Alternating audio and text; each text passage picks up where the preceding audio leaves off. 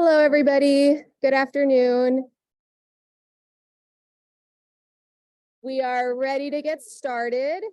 Hello, my name is Anne Frances Durfee, and I am a first-year MESC here at YSE. Welcome to BIOMES. BIOMES stands for Bridging Issues and Optimizing Methods in Environmental Science. And it's YSE's flagship seminar series hosted by the Dean's Office and facilitated by a committee of students and staff. After the talk today, we're going to have a Q&A. And so those on Zoom, you can just submit your questions in the Zoom and we'll get to them as well. So we're excited to welcome Catherine Wolfram to the BIOMES speaker series today for her talk titled, "What Can Economists Contribute to Climate Policy?" Catherine Wolfram is a visiting professor at the Harvard Kennedy School on leave from UC Berkeley. From March 2021 to October 2022, she served as the Deputy Assistant Secretary for Climate and Energy Economics at the U.S. Treasury. At UC Berkeley, she is the Cora Jane Flood Professor of Business Administration. From 2019 to 2021, she served as the Associate Dean for Academic Affairs at the Haas School of Business. Before leaving for government services, she was the Program Director of the National Bureau of Economic Research's Environment and Energy Economics Program, Faculty Director of the E2E Project, a research organization focused on energy efficiency, and a research affiliate at the Energy Institute at Haas. She was also an affiliated faculty member of the Agriculture and Resource Economics Department and the Energy and Resources Group at Berkeley. Wolfram has published extensively on the economics of energy markets, and her work has analyzed rural electrification programs in the developing world, energy efficiency programs in the United States, the effects of environmental regulation on energy markets, and the impact of privatization and restructuring in the United States and UK. She is currently implementing several randomized controlled trials to evaluate energy programs in the United States, Ghana, and Kenya. She received a PhD in economics from MIT in 1996 and an AB from Harvard in 1989. Before joining the faculty at UC Berkeley, she was an assistant professor of economics at Harvard. Please welcome me in joining Professor Wolfram to Yale.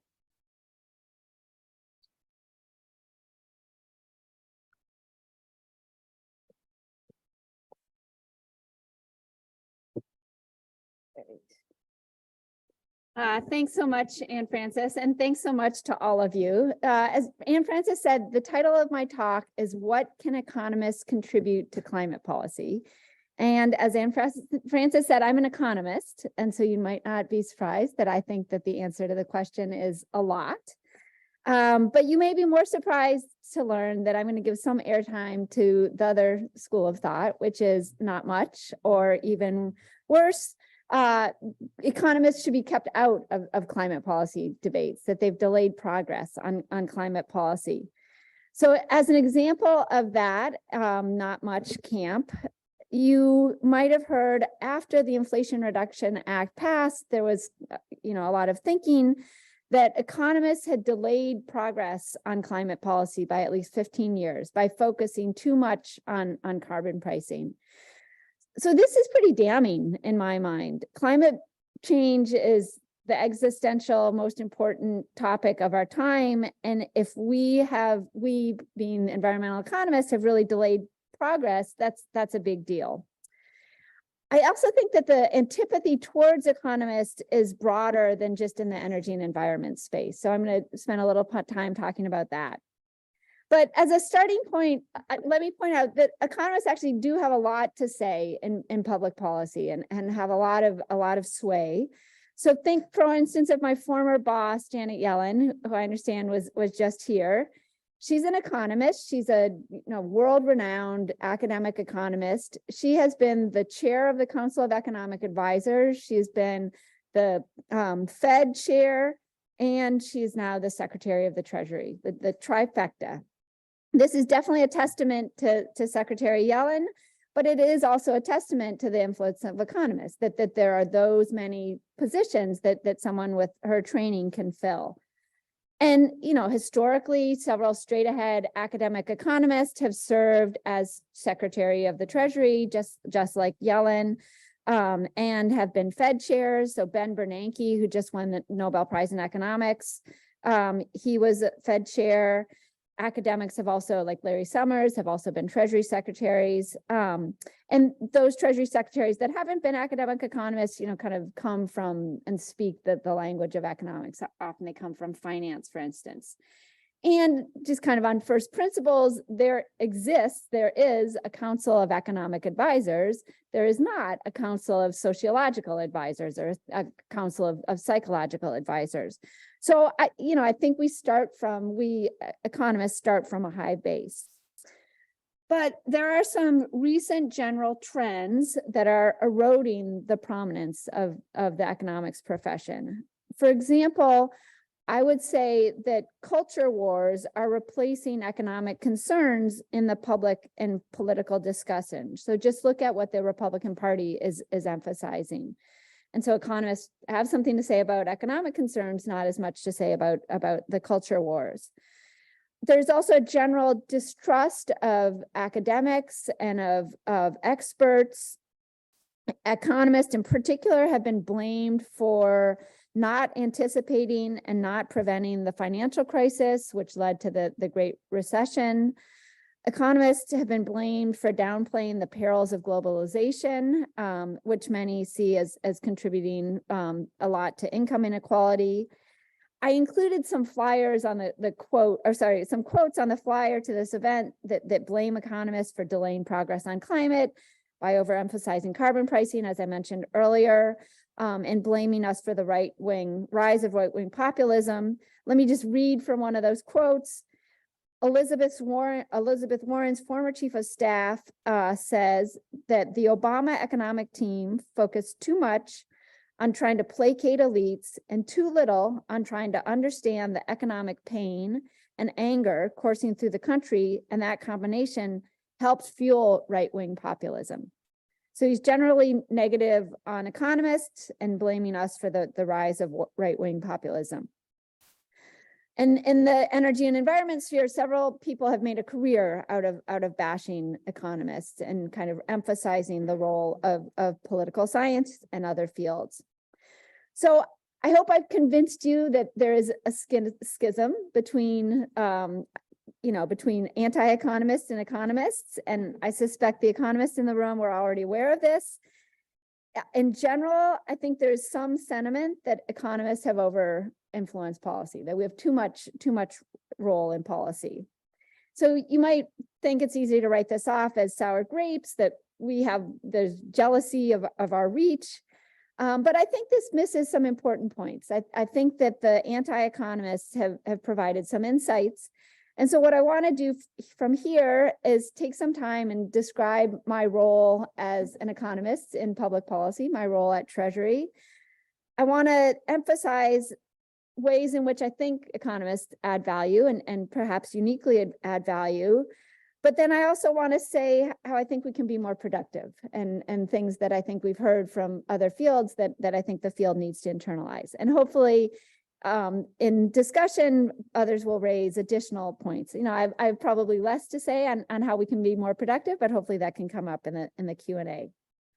Okay, so first on my experience at the Treasury, in ways that I would not have been able to predict when I first started talking to the Treasury people about working there, this ended up being an extraordinarily interesting time to be doing energy and economics at Treasury. So you might not usually think of climate policy and Treasury, energy policy and Treasury, but so I started talking to them at the end of December of 2020, and a couple things happened after that. One is that the Senate Georgia races went in Democrats' favor. And so that meant that the Democrats had the Senate majority. And that meant that they could pass through reconciliation what became the Inflation Reduction Act, just this momentous climate legislation. But because it was done through reconciliation, everything in there had to be budget relevant. And so to make it budget relevant, a lot of, the estimates are that about 2/3 of the spending or more than 2/3 of the spending are going through taxes. And the Internal Revenue Service is part of Treasury. And so the Office of Tax Policy at Treasury in particular had a lot to do, and still now has a lot to do with implementing IRA. So I was not in the Office of Tax Policy, but I definitely got a front row seat to the early discussions about different provisions of what became the Inflation Reduction Act, and as I was leaving, about the implementation. So I'll talk a bit about that. The second thing that I did not anticipate in December 2020 was a land war in Europe, and that the biggest energy exporter in the world would invade its neighbor. So here, Treasury historically has been the lead agency on implementing financial sanctions. It has an Office of Terrorism Financing and Financial Crimes. And with Russia being the invader, Treasury ended up playing a big role in the price cap on Russian oil. And I worked extensively, essentially the last 8 months of my time at government was thinking about and working on the price cap on Russian oil. So I'm going to talk about both of those things, and happy to get into them further in the Q&A. Okay, so first, the Inflation Reduction Act. I'm guessing most people in this group know the basic parameters. It's landmark climate legislation, historic levels of expenditures. It's been described in the media as the most ambitious funding ever for tackling climate change, or the largest climate legislation in US history. It brings to mind, in grad school, I had a roommate from Italy. And at one point I was cooking in our kitchen, and I opened a bag of spinach and pulled out the spinach leaves, and they were like these gargantuan spinach leaves. And she just burst into laughter. She's like, "Oh my God, in America, everything is big. Like even the spinach is big." And so, you know, in climate legislation, we're going big. We're spending a lot of money. There's the question of whether government expenditures are the right metric, but this is the approach that had a lot of momentum behind it, and the approach that the US government took. So the specific number that's been associated with the IRA is 369 billion. Basically, every article that you see in the press cites that number, and of that, 270 billion is through tax incentives. So a couple notes on what this number means. It's an estimate of the fiscal expenditures, what it will cost the US government over the 10-year budget window, so over a 10-year period. It's an estimate that's arrived at by the Joint Committee on Taxation and the Congressional Budget Office. They're nonpartisan government offices. That's basically their job, to estimate the fiscal cost of different bills. But it is not the case, even though it's been reported 369 billion, it seems like a really precise number. It seems like we're going to basically write a check for exactly that amount of money. That is not the way the IRA works. So recent estimates have suggested that the number that's been cited, the 369 billion, is dramatically too low. So for example, the Goldman Sachs came up with an estimate recently of 1.2 trillion. So more than 3 times the number that's been floated by the nonpartisan government office. And in my own research with some co-authors, I came up with an estimate of about 902 billion over that time period. So how is it possible that we don't know what we're going to spend? Basically, at a general level, the US is taking the approach of subsidizing the good, subsidizing clean energy, as opposed to taxing the bad, as opposed to taxing dirty energy. So let me give an example of this. As I said, a lot of the government, a lot of the cost to the government will be taxes that it doesn't collect, because there'll be tax credits offered to companies. So for example, in what's known as the production tax credit, if you build a wind plant, a solar plant, a storage plant, basically any kind of clean electricity production, you can get a tax credit equal to as much as $32 per megawatt hour. That's a lot. Typical US wholesale power prices are about $30 to $40 per megawatt hour. So the tax credit would basically double your revenue from selling your electricity. This is a big incentive, and the predictions are that there will be a lot of renewable and other clean electricity providers that will come along in response to that tax credit. The tax credits are also substantially higher if companies pay prevailing wages, if they use domestic content, if they're located near energy communities, they're kind of other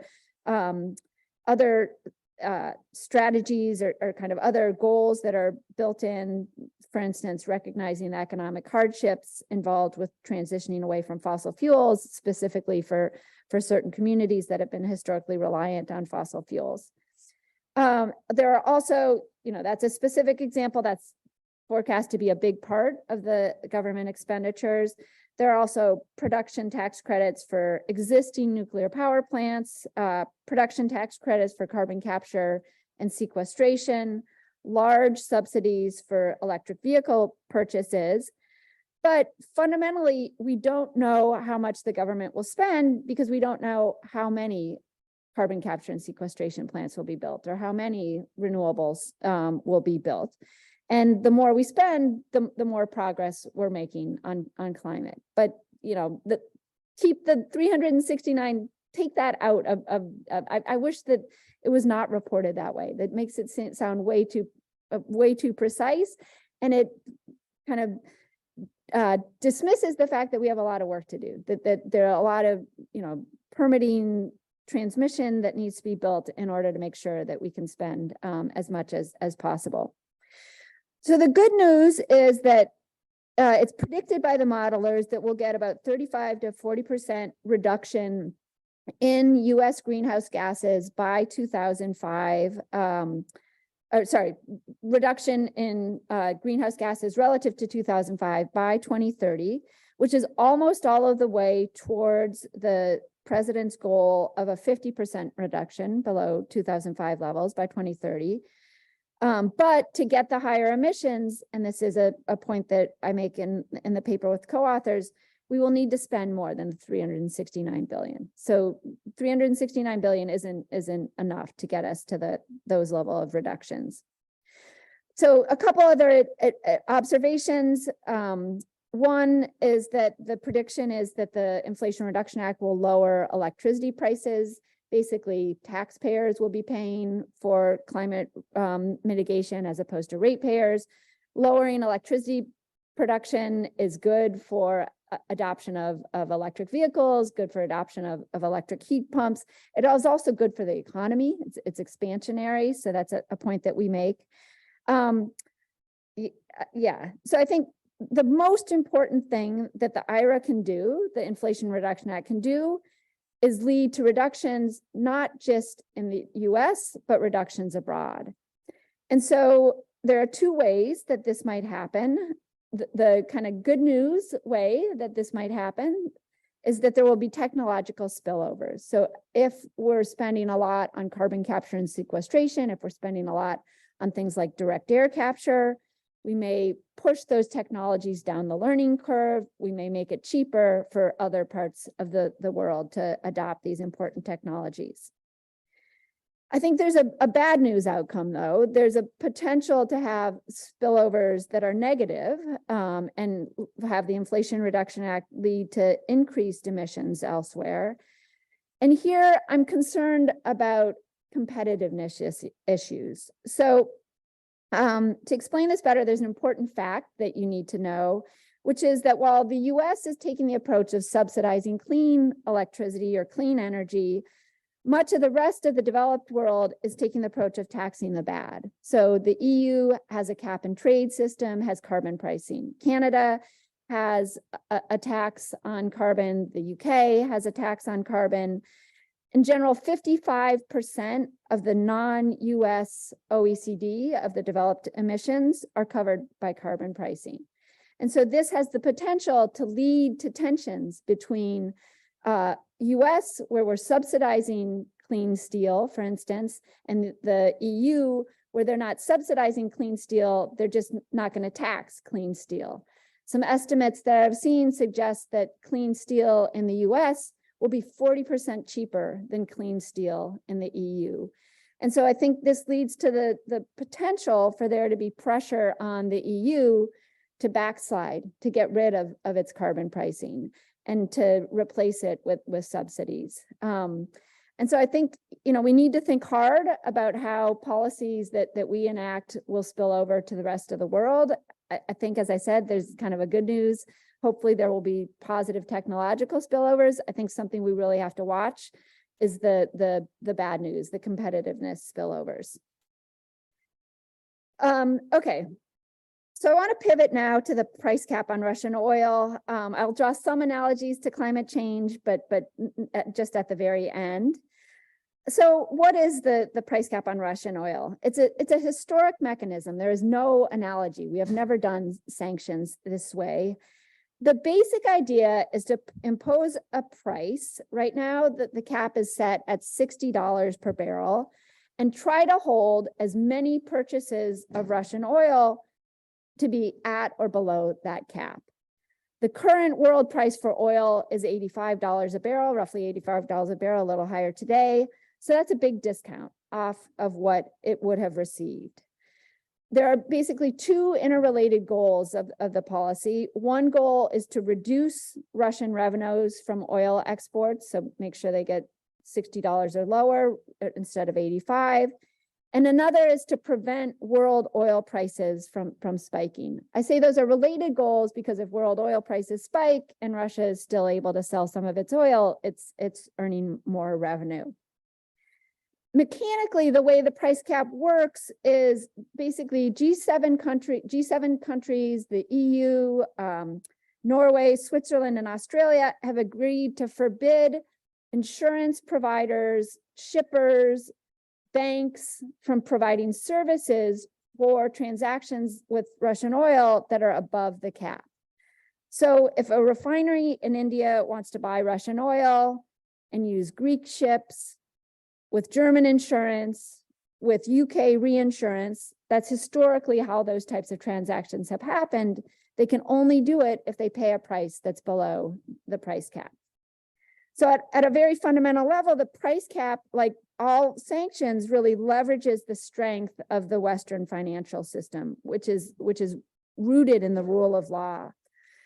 So for instance, we have insurance products, and purchasers of our insurance products, of US or UK insurance, believe that the insurance firms will pay out.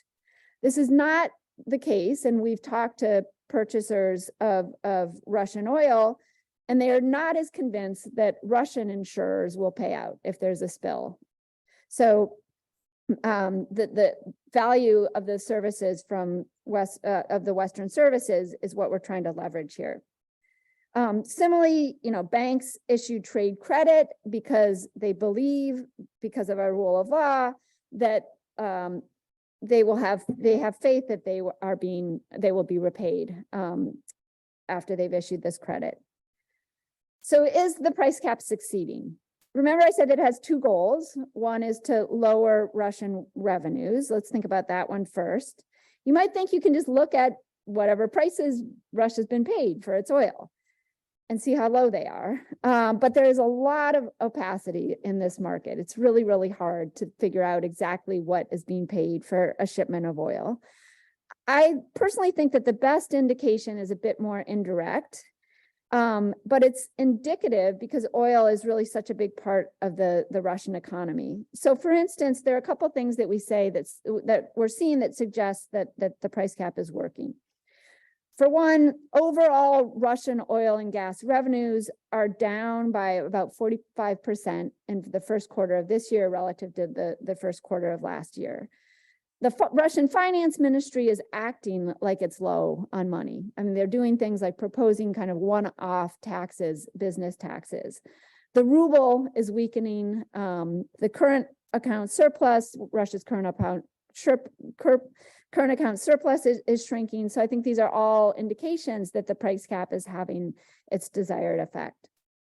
The second goal was to stabilize oil markets, and especially from the perspective of where we were in June of last year, in June of 2022, when prices were pushing $125. I think we've succeeded in stabilizing the oil markets.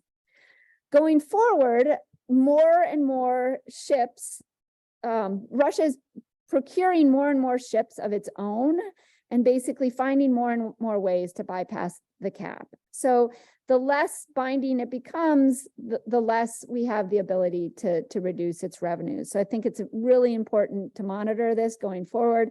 If I were still at the US government, I would encourage people to think hard about sanctioning sales of ships to Russia. So what does it all have to do with climate change? I asked myself that a lot as I was working on it. I think, at some fundamental level, not very much. It's a short run problem, hopefully short run, that we're trying to solve. It's designed to keep oil prices down, which is beneficial in terms of, not having a global recession, but maybe not great from a climate perspective. But I think at a slightly more abstract level, I think that it shows that countries can work together and confront how they're consuming energy. And so I saw that it was really valuable at these meetings to have personal relations with people from the EU, with people from the UK. So I really think that those kind of personal relations could potentially carry over and help us think about things like carbon border adjustment mechanism, and help us think about multilateral arrangements that could lead to further reductions in climate change.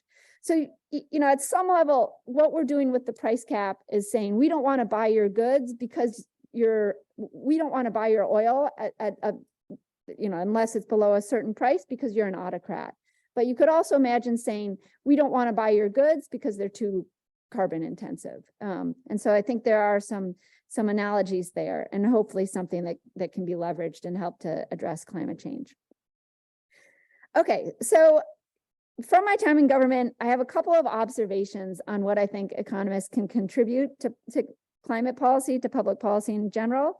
So maybe one way to think about this is, here are the most important things that you should be taking away from your economics classes. I'm going to emphasize 4, and then I have 3 suggestions on things that economists can do to listen to others. So, okay, what do I think economists contribute? One thing is that we have a framework. We have a couple very simple models that help us view the world. So when I talk about models in my econ classes to MBAs, there are a lot of engineers there. And so I have to kind of differentiate what an economist means by a model and what an engineer means by a model. So think of a model of the Titanic. If an engineer were doing a model of the Titanic, they would have this perfectly 1 to 100 boat with every deck chair exactly 1 to 100, everything would be precisely as it was on the actual boat.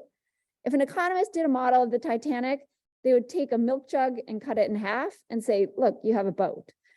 And so basically, economists have this model that are very, very imprecise, but very, very general, and that apply to lots of different things. So we think about incentives, for instance. Incentives help you understand a lot of things. Water finds its way downhill. Incentives often end up influencing behavior. And if policies aren't designed with incentives in mind, things can go off kilter. I also think that having these models and kind of thinking about what's driving behavior helps us think about causality. Is this a random association, or is there a reason to think that 2 things might go together?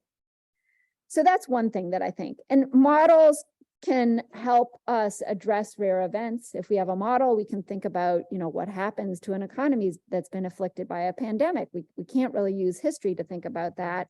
We can think about supply chain issues. We can, think about diagnose and assess some suggested solutions for those types of issues. The second thing that I think we bring is strategic thinking. We have game theory. We think a lot about how somebody might react to a certain policy, how another actor might react. This is kind of an example of a model, but I think it's a very important one. So for instance, it helps us say, if we enact a certain policy, if we have a certain regulation, how will the regulated companies react? On the price cap, on the work that I did on the price cap, there was a lot of statements that were coming out of Russian officials where they were saying, okay, if you do that, we're going to shut in our oil. And really strategic thinking and kind of models helped us say, is that true? Are they really going to shut in their oil? What are their economic incentives? And kind of helped us model things out and helped us differentiate bluster, or what economists would call cheap talk, from actual projections of what they were going to do. So I thought that was useful. The third thing that I think economists bring is that they tend to be numerate. And let me say that I think that's useful for two reasons. For one thing, I think like just thinking in terms of numbers helps put things in perspective. I think I was able to make headroads with the price cap by constantly reminding people just how important oil exports were to Russia's revenue. So the former Senator John McCain once said that Russia is a gas station masquerading as a country. Like 50% of the Kremlin's revenues before the war, almost 50% came from exports of oil and gas. And so I would kind of slip into memos that were about sanctions unrelated to energy. Okay, this is great, but if it succeeds as we expect it, if it meets all the wildest dreams and is really successful, that's going to reduce their revenues by the equivalent of like 3 days of oil exports. And just like constantly remind people, oil is $1 billion problem. This is $1 million problem. I also think, so I think that helps put things in perspective. Being numerate and thinking about numbers helps put things in perspective. I also think there's this phrase, what gets measured gets done, and economists are really good at translating lots of things into numbers. So, the work that Eli did at OSTP in terms of natural capital accounting, I think that's super important and a super important example of what gets measured gets done. Another example, there's a lot of push to have the SEC require companies to report their exposure to climate risk. Again, just having that in consistent numbers that are comparable across companies, I think could be super powerful. The fourth thing that economists bring, and this doesn't always make us popular, is we point to trade-offs. And in a lot of cases, there are trade-offs. So one of the things that I worked on when I was at Treasury was the Infrastructure Investment and Jobs Act. A provision of that is funding the rollout of electric vehicle chargers. The president made a campaign promise that he would deploy 500,000 electric vehicle chargers. That was, said at debates. It was said a number of times on the campaign trails. When the Infrastructure Investment and Jobs Act came out, there was a lot of enthusiasm about having these chargers and also having distributed renewable energy at those stations. And I just had to point out, the more distributed renewable energy we pay for with the money in the IJA, the fewer chargers we're going to have. It's a trade-off. You can't both have 500,000 new electric vehicle chargers and have distributed solar and distributed energy at those stations. So, it didn't make me popular, but I think in the end, it's going to help. This is an example. People say that economists sometimes are successful by killing bad ideas. So there's a document that is out that does not contain some phrases. And no one else knows that those phrases may have been in that document, but I take credit for that.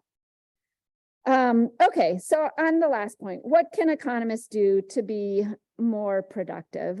It was interesting for me while I was in government to get a bit of an outsider's perspective on the field. I saw how other people react to economists. So for instance, I'd be, headed for a meeting with some colleagues from Treasury that weren't economists, and they'd be like, oh no, this is a meeting with the economists. They're just going to tell us why we're wrong and why we're stupid. And, I also saw how other fields work. With the price cap on Russian oil, I was involved in, or observed, I kind of didn't do it, but was there while it was being done, a lot of foreign diplomacy. And so definitely saw how foreign diplomats work and kind of differences in the way foreign diplomats work compared to economists. Just one example of that, I was at a meeting. I had talked with our deputy secretary, with Wally Adeyemo, and I had talked to him just before the meeting about a particular topic. And then somebody basically said the opposite of that topic. And I knew that Wally, the deputy secretary, knew that what this person said was wrong. And if it had been in an econ seminar, you would get points for saying, no, you're wrong, you're wrong. And so I was kind of waiting for Wally to say, no, you're wrong. And so Wally started out by saying, that's a really good point. And I was thinking, okay, he's going for the compliment sandwich. He's going to say that's a really good point. And then he's going to go in for the kill. But he never pointed out that what the person said was wrong. He just kind of got the conversation going in the right direction without saying, no, you're wrong. So, I think that's something that economists can learn from. Okay, so the three things I think we should do. For one thing, I think we should pay attention to other fields. Behavioral economics gets a lot of insight from psychology. Foreign diplomats and international relations scholars have a lot to teach us. So I think we should pay attention to these other fields. I think, this is kind of the converse of what I said by being numerate. I think we also need to remind ourselves that it's not just numbers, that people, stories matter as well. Janet Yellen was a tremendous boss for many, many reasons. Clearly, she's a world-leading economic thinker. But one of the things that she also did was brought in the kind of personal dimension to things. So for instance, I can remember one meeting we were having, it was late in the day. It was, in a room with no windows. It was hot, whatever. People were tired. We just spent 50 minutes talking about oil prices and equilibria. And then we were going to talk about Ukrainian reconstruction, and Yellen just paused for 20 seconds and said, it's just terrible what's happening to that country, and just kind of, reminded people what it was like to live in a country that's undergoing a war. And so just like that, I just found that 20 seconds really powerful. We're talking about debt relief for Ukraine because of the things that people are undergoing. So I think that's something important that others could learn. The third thing I think economists do need to be sensitive to our culture. We are perceived, as I said, as not being humble, not being good listeners, being out of touch. Partly, I think this is marketing. I think that economists do study equity. We're kind of caricatured as people who only care about efficiency, but there are lots and lots of papers by economists about things like environmental justice, about distributional effects. So, part of it, I think we just need people to realize that those are topics that we care about. But I do think that we have this aggressive seminar culture, the telling people no. I think we need to know when to turn that off, and need to understand that a bit of humility is a good thing. So, thank you. Making my point. Yeah. Okay, so to end on a positive note, I think there are movements to improve culture. I think there are movements to improve diversity in economics.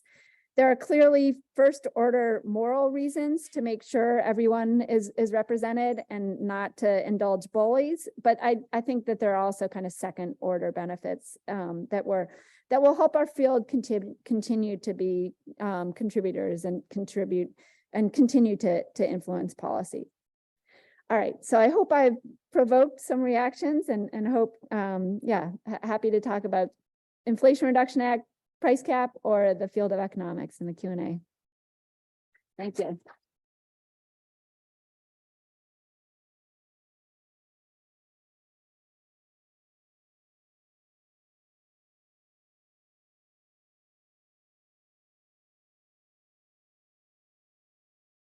Thanks.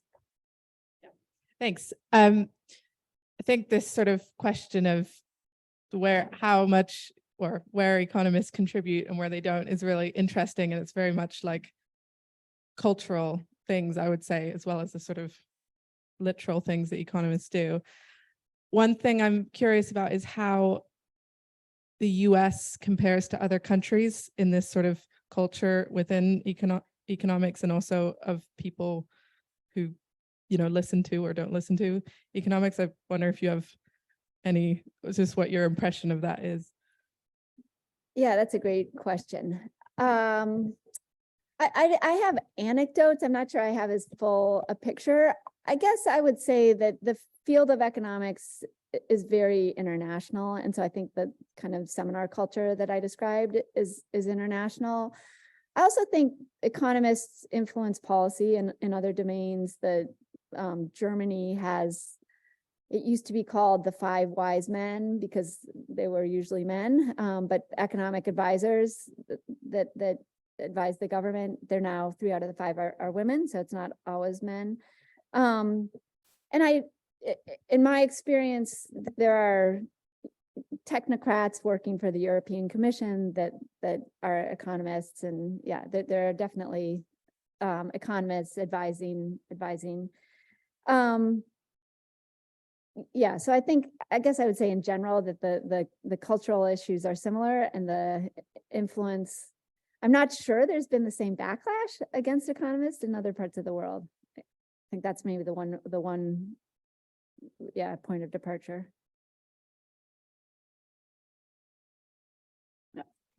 So I have a specific question about the price cap work that you did, which is very interesting, and there's some tough trade-offs to model there. You didn't mention something that does appear to be happening, which is many of the countries that are still buying Russian oil in large quantities are getting it for a major discount. Mm-hmm.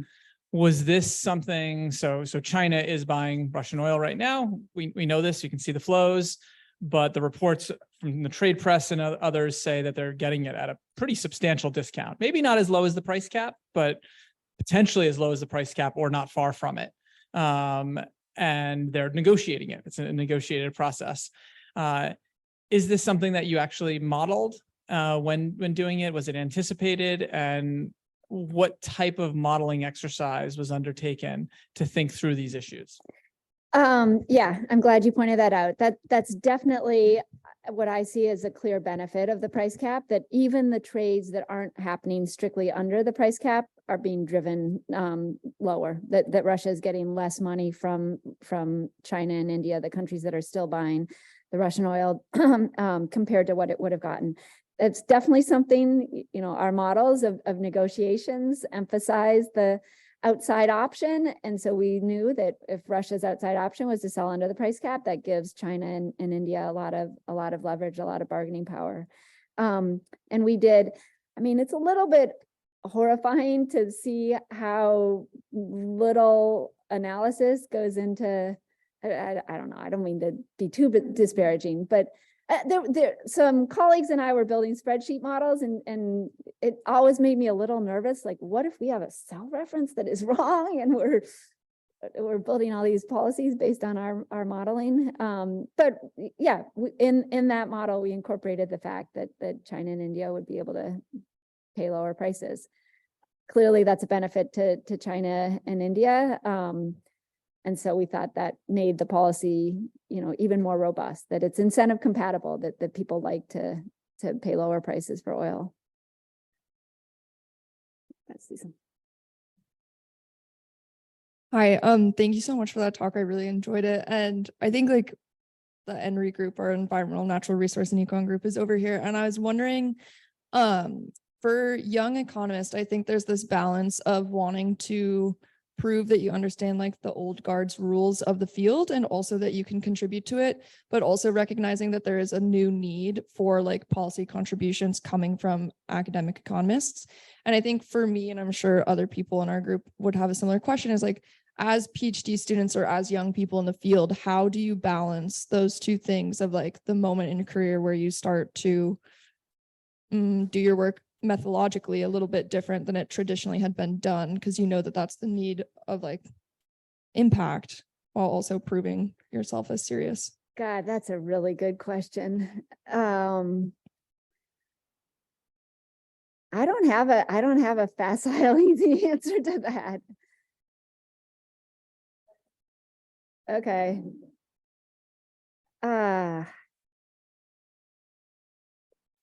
Yeah, I don't know. I think maybe, yeah, I don't know. That's a tough one. Maybe kind of getting external validation, like showing that it's important to reflect the international relations research on this. I think, yeah, I think that can be useful. I think there are also more and more kind of interdisciplinary public policy schools that are hiring, especially in climate and energy, to be honest. So I think, I think that demand pushes you to be more interdisciplinary. I also think pointing out to the old guard that, like, look, the field is not, it's not having the same influence that it has had in the past, and things do need to change. That's not always the easiest message to communicate, but yeah, one that does need to be communicated.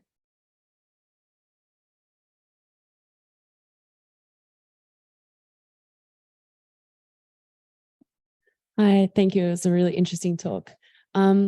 I think so much of the environmental destruction and climate change impacts that the world has and is and continue to experience is largely driven by this global, like, sole pursuit of economic growth. And I think, I personally think that's because there's been a little bit too much attention paid to the 5 wise men in every government's office. So I'm wondering, like, how do you personally see this for the future? Like, how do you personally wrestle with this sort of like the crux of like economic thinking about being for growth, but also knowing that the world can't hold that, and it isn't holding it now. It's not going to be able to hold it in the future, and it's going to be to the detriment of the natural, social, and eventually economic world. Yeah, a lot to say about that. I guess, first of all, I think this is kind of the communication problem that I was indicating. I think economists don't only believe in economic growth. I mean, I think we believe in trade-offs, so exactly the trade-offs that you have articulated. That said, economic growth has a lot of positive benefits. It's raised a lot of people out of poverty, and I talked to people in Africa. I've done a lot of research on electricity sector in Africa, and people there say, look, we need to carbonize before we decarbonize. We need to grow.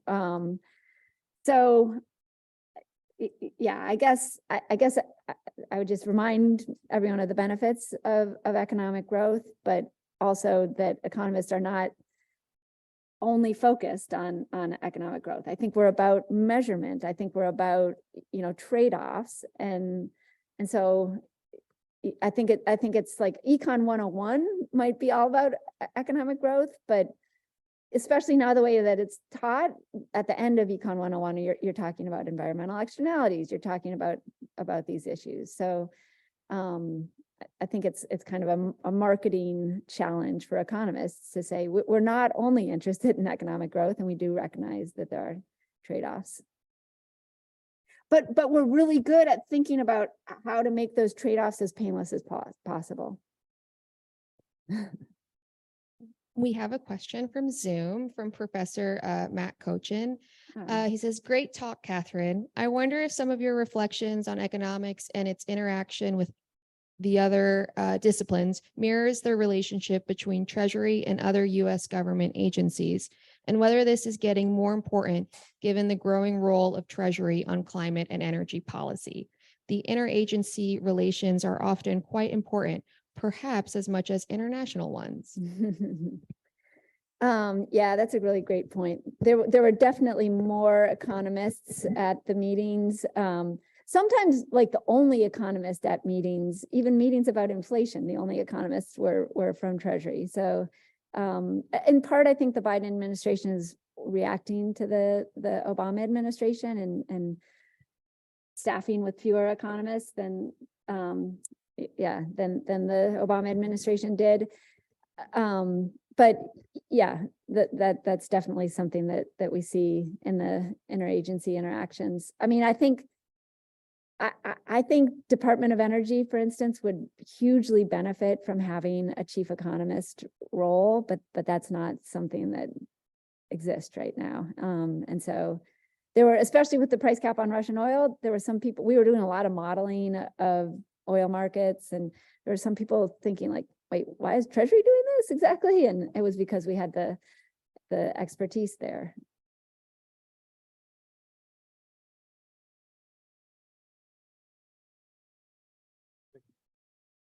Hi, that was a great talk and thank you for coming, first off.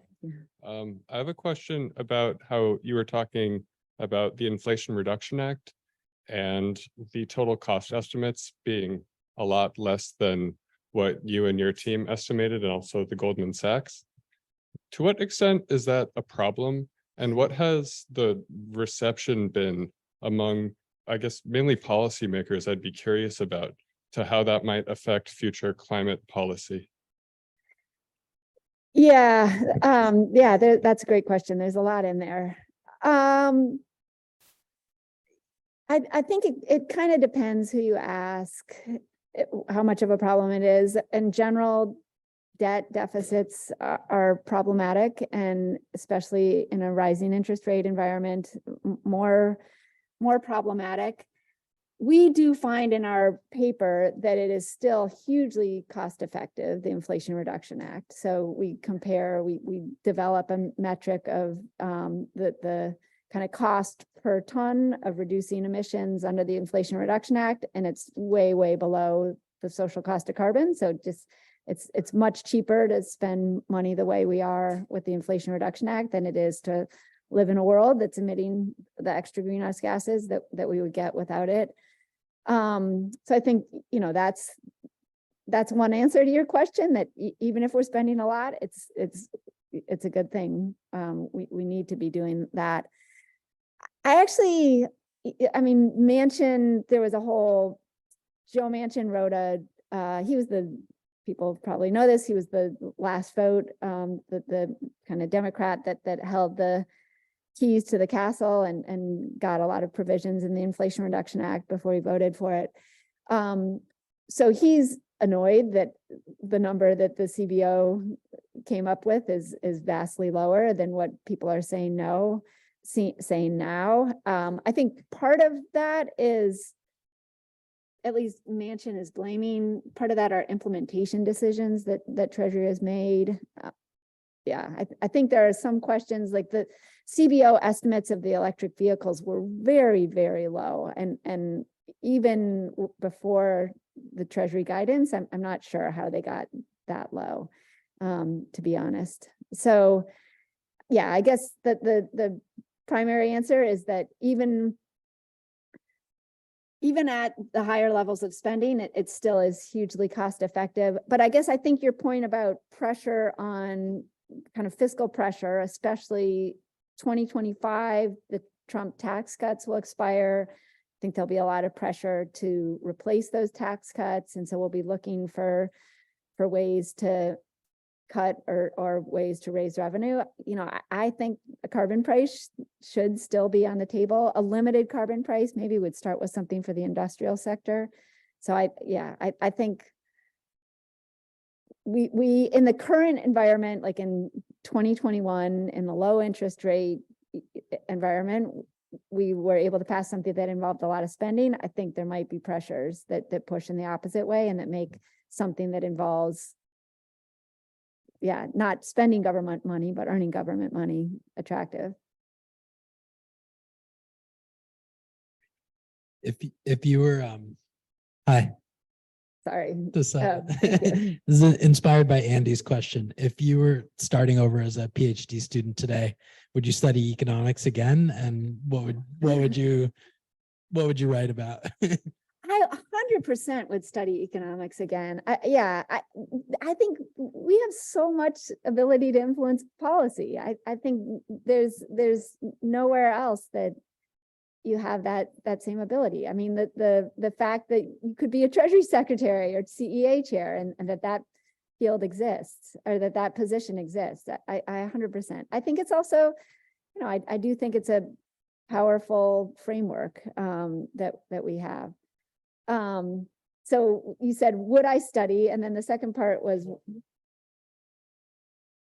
you know, honestly, the thing I'm thinking about a lot now are these issues of climate and trade, and how the fact that we're subsidizing, others are,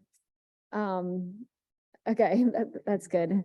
Others are pricing. I think those issues are going to be really important going forward. I think like trade is potentially a really powerful mechanism like we saw with the price cap, that could be used to inspire reductions in emissions. Yeah, but I think these competitiveness concerns have the ability to unravel ambitions. So yeah, I think that's something that I'm thinking about now. So I think that's a pretty good indication of what I would study if I were to start in a PhD. Okay, and with that, can we please give Professor Wolfram? Yes, thank you. And we'll conclude. Thank you.